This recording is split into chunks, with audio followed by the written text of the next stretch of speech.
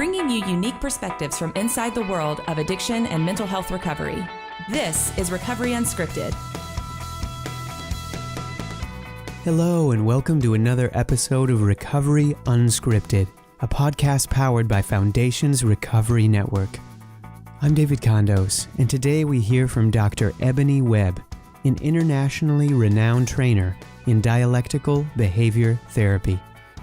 In addition to developing 2 specialized DBT programs for clients with developmental disabilities and borderline intellectual functioning, she has also opened a private practice offering diverse DBT specializations. She sat down with Foundation's Chief Marketing Officer, Lee Pepper, at the Recovery Results Conference in Dallas to discuss the role that mindfulness plays in overall mental health and how therapists can help make DBT more accessible to everyone. Now, here's Lee and Eboni. It's my pleasure to welcome Dr. Eboni Webb to our 51st conference here in Dallas, Recovery Results. Thank you so much for opening our conference with your keynote this morning. Oh, thank you for having me. It was wonderful. Yeah, we try to do these sessions so that we can give our audience who couldn't make it to the conference just a little taste of each of the keynotes presentations this morning. And so I wanted to start off, there was, you started off with mindful waking of the body this morning. And I was so appreciative of that. And the technique that you demonstrated that the audience then went through, it was so meaningful. It reminded me of the time that my wife was going through birthing classes, and they had the men hold ice, for a really long time to try to give you the sensation. I thought that was really, really smart, and I thank you for doing that for the audience. Yeah, absolutely.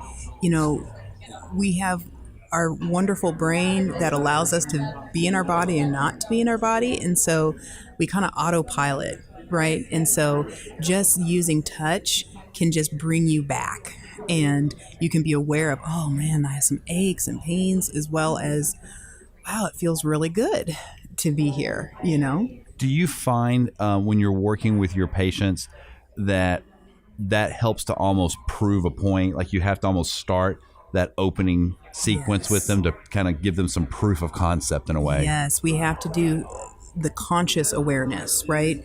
There's so many of my clients I can bring attention to, do you know when we're talking about this, you're tapping your foot? And they're like, no. And so, literally bringing their attention to their body, and so, yes, that is always kind of the entry point, as well as why DBT requires the beginning of all sessions with mindfulness. And Dr. Webb, when I think about DBT and dialectical behavioral therapy, it has this sometimes this presence where it becomes almost like unattainable. And so mindfulness is that way to kind of that opening. Right. Yeah. And it really is just becoming aware of right now. That's right. So you don't have to learn special techniques or even doing a long meditation. It's just noticing what's happening to you right now. And I think that your presentation made it so accessible. And I think that's something I've appreciated in hearing, Lane Peterson and Marsha Linehan over the years speak, and you are definitely continuing on, that accessibility with DBT. Right. I mean, the therapy that works is a therapy that the client can understand and implement. And so it needs to be approachable and accessible. It has to be practical. There was a quote that you said that I wrote down in talking about emotion. And your quote was that, like a post in reference to the post office, emotion is to give you a message, not to take you on a ride. Right. And I wrote that down because I thought that was so important. Yeah. I mean, I wish I could give a direct quote or like give credit to the person who said that, but it's just kind of been floating in the ether. But that's right. Emotions are our messengers, but they're not great navigators, right? So we need to get the message and then figure out what we need to do with what our emotions are telling us. Right. But not necessarily like, oh, let's go down and see what happens on the other side of that cliff. Right. So, right. When I think about the states of mind in your presentation you talked about, I wanted to know if you would make a few comments about the state of mind and you started with the emotional mind, and then the reason, and then how that combines into the whys. Right. So when we talk about the states of mind, we recognize that our mind has this kind of emotional, intense, kind of creative process. And then we have this very logical side, right, that allows us to problem solve and to think pragmatically. But by themselves, those states are inadequate. And so they have to come together. And in coming together, they balance each other out. And that's how our wisdom arises, right? And so wisdom is where I can access my emotions and my logic at the same time. And then how does that then flow into the addiction mind and the clean mind? Right. So, the addiction mind, I would say, is comparison to the emotion mind, but at the same time, it's where all the survival resources are, right? And so we have to balance that, though, with being clean, right? But it's not enough, right? It's not enough just to be clean, because those survival resources, that addict mind is still there. So we have to put it in balance.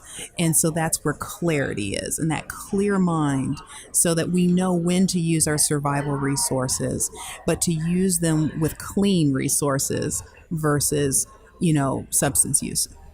You also started off your talk with a study, and it was the first time I've ever heard a water flea reference Water flea study. in a Yes. clinical presentation. Yes. But it was such an enlightening piece in talking about trauma, especially before birth. And I wonder if you would just share a little bit about that. Yeah, so really the water flea study is about how all organisms on this planet adapt for threat. So, with that, then when we think about our pregnant water fleas, right, if they're attacked, their babies will hatch with helmets or shells around their head to protect themselves. If not, then that doesn't happen. And so we know human beings have similar adaptations.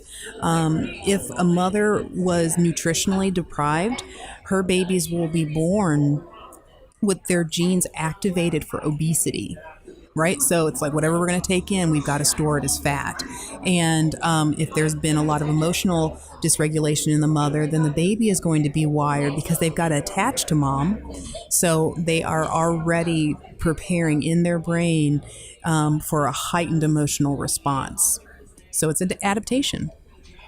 What's next up for Dr. Webb? Where will we be seeing or hearing about you? How can we get in touch? I know we can probably Google you and come to Nashville and see your practice, Villages of Kairos. Yeah, I mean, definitely the next step is I need to start working on a book.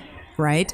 And also in the new year, we're really working on some webinars. I'm actually going to be doing a 12-week webinar breaking down DBT even more, and also a 6-week one for working with at-risk youth.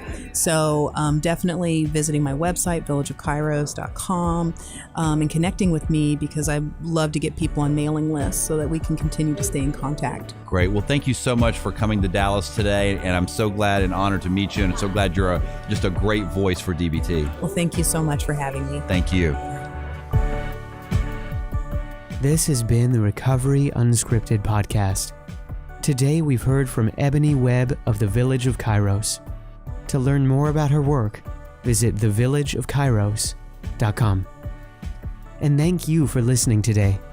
If you like what you hear, please leave us a rating on your podcast app. We'd love to hear what you think. See you next time.